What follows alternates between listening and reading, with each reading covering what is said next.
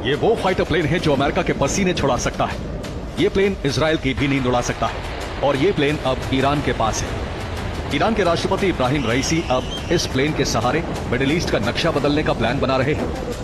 ये झलकी है रईसी की तैयारी की, वो तैयारी जिसके जरिए वो एक बड़ा खेल खेलने वाले हैं। क्या उनके इस खेल का अंत वर्ल्ड वॉर 3 होगा? क्योंकि मिडिल ईस्ट का भविष्य टिका है इसी चेहरे पर। इब्राहिम रईसी अब इस खेल के सबसे बड़े खिलाड़ी बन गए हैं और वो अपनी तैयारी भी कर रहे हैं।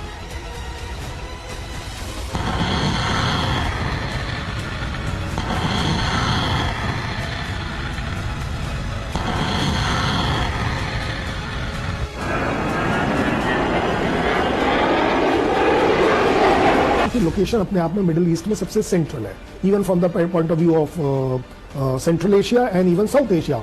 अगर इसमें देखें तो इसकी पोजीशन अपने आप, जियो स्ट्रैटेजिक लोकेशन इसकी बड़ी इंपॉर्टेंट है।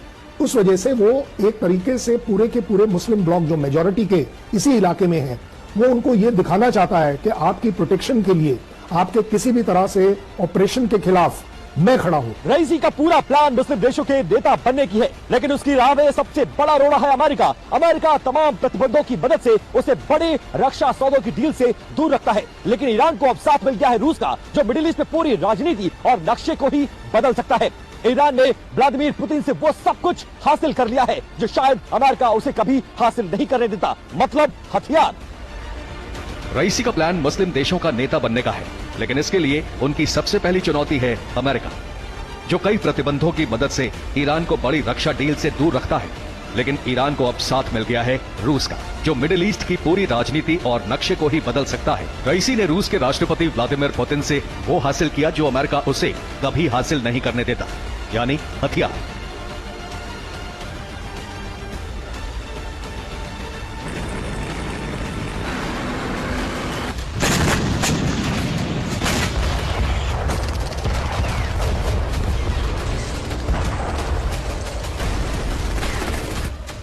रईसी ने रूस से एक बड़ी हथियार डील की है, जिसमें रईसी का ईरान पुतिन के रूस से एडवांस्ड फाइटर जेट Su-35 खरीदेगा। माना जा रहा है कि ईरान 24 Su-35 खरीदेगा। इसके अलावा रूस ईरान को Mi-28 अटैक हेलीकॉप्टर और Yak-130 जेट ट्रेनर भी देगा। ईरान के पास ये एडवांस हवाई ताकत आने के बाद मिडिल ईस्ट का नक्शा बदल सकता है, क्योंकि ईरान हमेशा से इजराइल का जानी दुश्मन रहा है और अब रईसी का प्लान है कि ईरान मिडिल ईस्ट में सबसे ताकतवर सैन्य शक्ति बनकर सामने आए। इस डील से पहले ईरान ने अपनी फतेह मिसाइल का प्रदर्शन किया था और उसका दावा था कि ये आवाज की रफ्तार से 15 गुना तेज है और किसी भी एयर डिफेंस को चकमा दे सकती है। सिर्फ इतना ही नहीं, ईरान की फतेह मिसाइल परमाणु हथियार भी ले जाने के काबिल है। एक्सपर्ट्स के मुताबिक ईरान के पास दुनिया में छठी सबसे बड़ी मिसाइल ताकत है। ईरान में लगे इन पोस्टर्स में लिखा है कि ये मिसाइल 400 सेकंड में तेल अवीव को तबाह कर सकती है।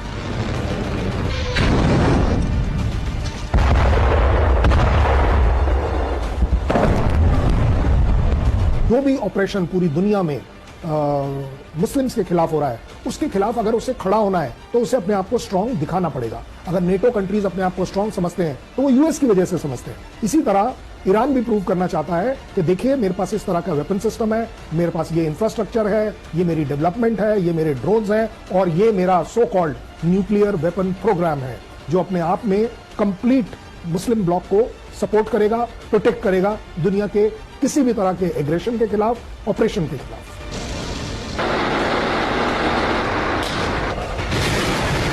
ईरान हथियारों की नई खेप जमा कर रहा है। क्या ये कोई संकेत हो सकता है?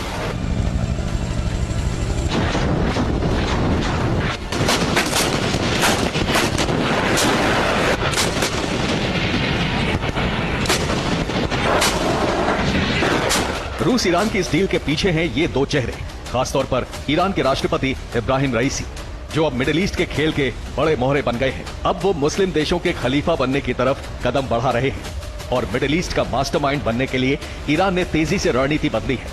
सबसे पहले ईरान के राष्ट्रपति इब्राहिम रईसी का ये बयान सुनिए।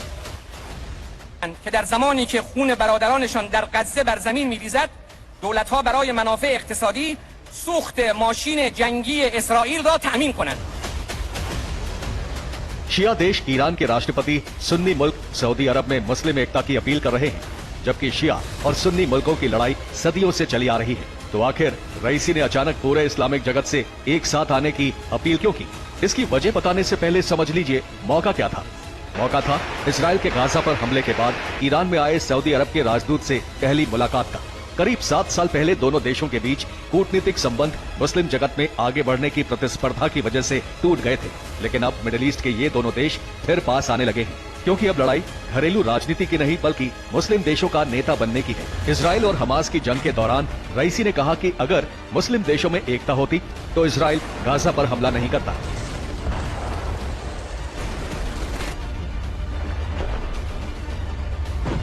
देखिए, अगर हम ईरान की बात करें तो वो अपने आप में एक शिया कंट्री है और ये अकेला कंट्री है जो कुछ हद तक शिया सुन्नी की यूनिटी की बात करता है।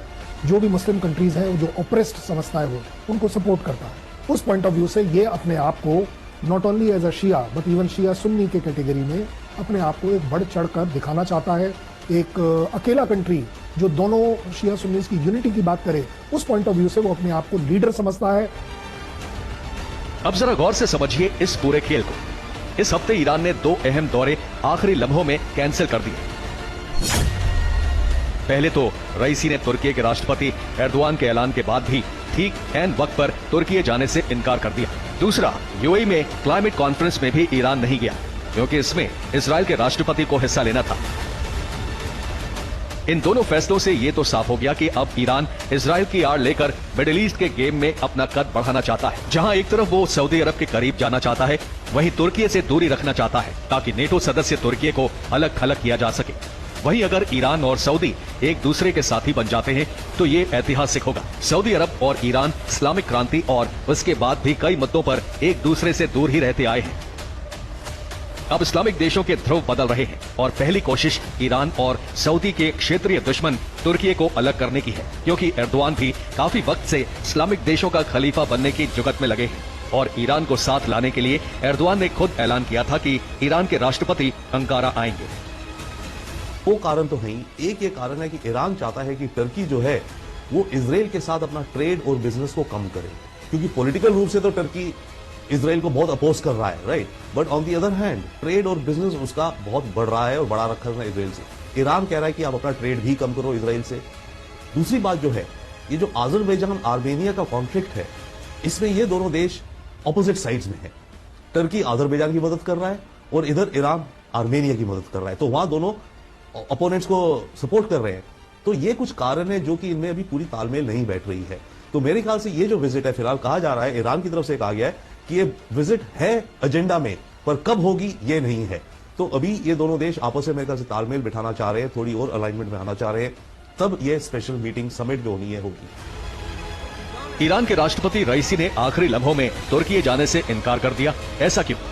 तुर्की के राष्ट्रपति एर्दोगान ने खुद ऐलान किया था कि रईसी उनके देश आएंगे, लेकिन रईसी ने आखिरी लम्हों में तुर्की न जाने का फैसला ले लिया। दरअसल ईरान इस बात को बखूबी समझता है कि अगर उसे मुस्लिम देशों का नेता बनना है तो किसी भी तरह से उन देशों से उसे दूरी बनाए रखना होगा जो अमेरिका के करीब हो या फिर कहीं से भी सहयोगी नजर आते हो।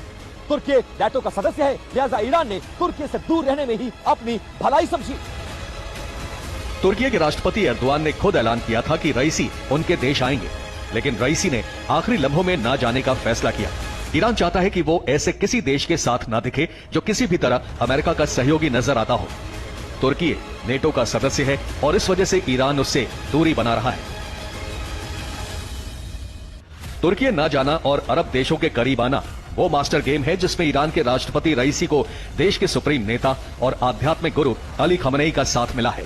ईरान और रईसी का बड़ा खेल समझने से पहले अली खमनेई का ये बयान सुन लीजिए। یهودی‌ها رو یا صهیونیست‌ها رو به دریا بریزن، نه این حرفو دیگران یه وقتایی قبلا کسایی از عرب‌ها گفتن. ما هیچ وقت نگفتیم اینو.